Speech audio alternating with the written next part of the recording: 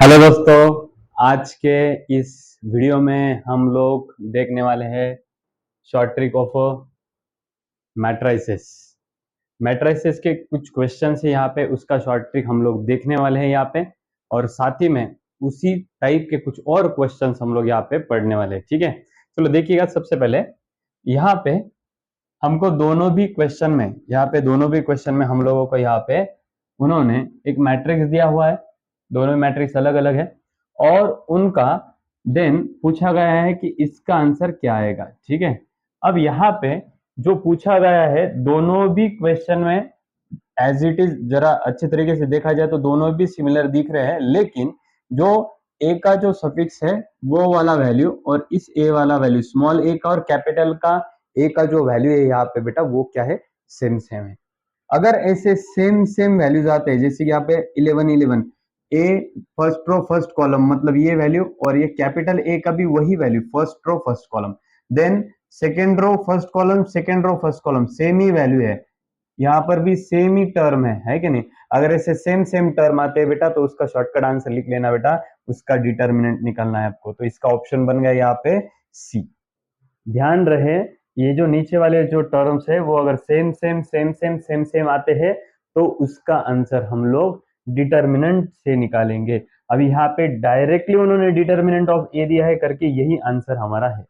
ठीक है, और अगर यहाँ पे ये जो टर्म आपको दिखाई दे रही है ये टर्म अगर अलग अलग है, अलग अलग मतलब A11 first row first column मतलब ये टर्म हुई, सेकेंड रो फर्स्ट कॉलम मतलब ये टर्म हुई, दोनों का जो टर्म आया हुआ है यहाँ पे तो वो अलग अलग आया हुआ है। अलग अलग है लेकिन रिस्पेक्टिव है, मतलब देखो यहाँ पे फर्स्ट रो सेकंड, सॉरी हाँ यहाँ पे क्वेश्चन है second row, sorry first row second column second row second column, first row second column मतलब ये, सेकेंड रो सेकेंड कॉलम मतलब ये इसको रिस्पेक्टिव है, ये टर्म इसको रिस्पेक्टिव है, ये टर्म इसको रिस्पेक्टिव है कि नहीं। आपको अगर ध्यान में रखना है तो ये ध्यान में रखो कि सेम सेम टर्म अगर आता है तो वहां पे उसका आंसर डिटर्मिनेंट ऑफ ए आएगा, और अगर अलग अलग टर्म आते हैं तो उसका आंसर डायरेक्टली लिख लेना बेटा जीरो। ठीक है, समझ में आया। अगर सेम सेम टर्म आता है तो सेम सेम टर्म आने बाद उसका आंसर आएगा यहाँ पे डिटर्मिनेंट ऑफ ए, एंड अलग अलग टर्म आने के बाद उसका आंसर आ जाएगा यहाँ पे जीरो। कुछ क्वेश्चंस देखते हैं, यहाँ पे सॉल्व करने के बाद कुछ अलग से अगर आंसर देते हैं तो हमको निकालना पड़ेगा। सबसे पहले मुझे एक बात बोलो बेटा, यहाँ पर सेम सेम टर्म आए हुए है कि नहीं। सेम सेम टर्म आने के बाद हम उसको किससे सॉल्व करते हैं, तो उसको हम डिटर्मिनेंट से सॉल्व करते हैं। हम लोगों ने पिछले प्रीवियस इसमें क्वेश्चंस में देखा, अगर सेम सेम टर्म आती है, सेम सेम टर्म अगर आती है तो उसे हम डिटर्मिनेंट से सॉल्व करेंगे, और अलग अलग टर्म अगर आती है, अलग अलग टर्म यहाँ पे अगर आई तो उसे हम डायरेक्टली जीरो लिखते हैं। ठीक है, तो चलो अब यहाँ पे हम लोग देखने जा रहे हैं अगला वाला क्वेश्चन, जिसमें ये जो टर्म है ये सेम सेम टर्म है। अगर सेम सेम टर्म है तो हम लोग क्या करते हैं, इसका आंसर डिटर्मिनेंट मेथड से निकालते हैं। डिटर्मिनेंट निकालने के लिए ये पहला प्लस, दूसरा माइनस, तीसरा प्लस हो जाएगा। चलो सबसे पहली वाली टर्म ले लो बेटा, वो कौन है, प्लस कॉस थीटा।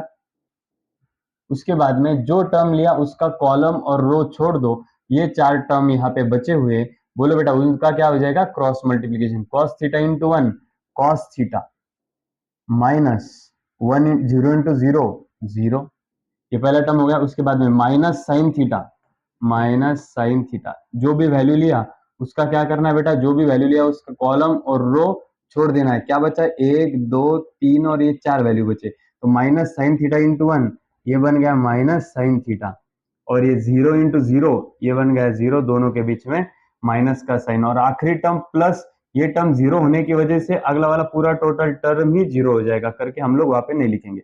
चलो आगे, ये cos theta into cos theta, ये बन गया cos स्क्वायर थीटा, ये माइनस माइनस ये हो गया plus, sine theta into sine theta, ये बन गया साइन स्क्वायर थीटा। इसका मतलब cos square theta plus sine square theta basic identity number one, और उसका आंसर होता है वन। ये ऑप्शन हम लोगों को यहाँ पे बी नंबर का दिया हुआ है। इसका मतलब दिए हुए क्वेश्चन का आंसर यहाँ पे वन आता है, मतलब ऑप्शन नंबर बी आता है। देखो बेटा यहाँ पे ये दोनों term same same same same same same थी, सेम टर्म्स होने के कारण उसको हमने डिटर्मिनेंट मेथड से सॉल्व कर दिया, और हमारा आंसर भी यहाँ पे आ चुका है।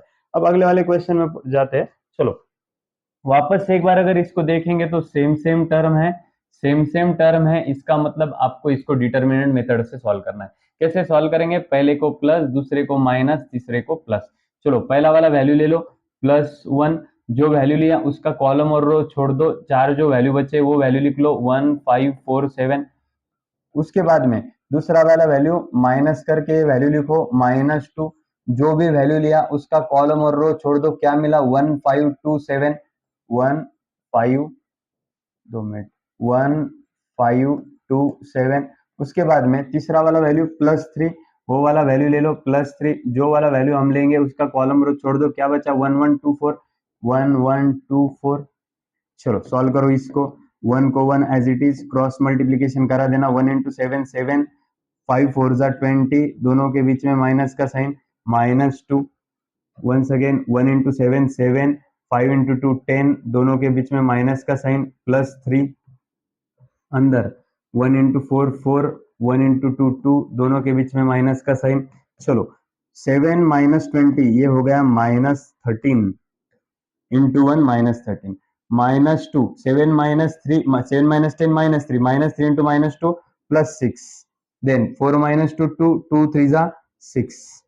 तो इसका आंसर देखो, ये 6 + 6 12, 12 -13 -1, ऐसा ऑप्शन हमारे पास है क्या? हाँ है, ऑप्शन नंबर सी। तो यहाँ पे हमारा हमको आंसर यहाँ पे मिल चुका है। उसके बाद में अगला वाला जो क्वेश्चन है, उस क्वेश्चन में भी यहाँ पे देखो ये सेम सेम टर्म है, सेम सेम टर्म है, सेम सेम टर्म है करके दिए हुए क्वेश्चन को भी आपको डिटर्मिनेंट मेथड से सॉल्व करना है, और वो सॉल्व करेंगे आप आपके होमवर्क में। और ध्यान में रखना, ये गलत हो गया स्पेलिंग, आपको होमवर्क में करना है, ध्यान में रखना। होमवर्क में करने के बाद इसका आंसर जो भी होगा वो आपको कमेंट बॉक्स में नीचे बताना है, ठीक है? मिलते हैं अगले वीडियो में, तब तक लिए गुड बाय।